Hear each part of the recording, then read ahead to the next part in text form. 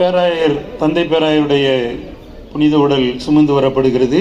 அதைத் தொடர்ந்து குடும்பத்தினர், தொடர்ந்து பேராயர்கள் வருவார்கள். இங்கே வைத்து அரசு காவல்துறை மரியாதை அளிக்கப்படுகிறது. அதுவரை நீங்கள் அங்கேயே நிற்கும்படி உங்களை அன்போடு கேட்டுக்கொள்கிறோம். இதை கடந்து யாரும் வர வேண்டாம்.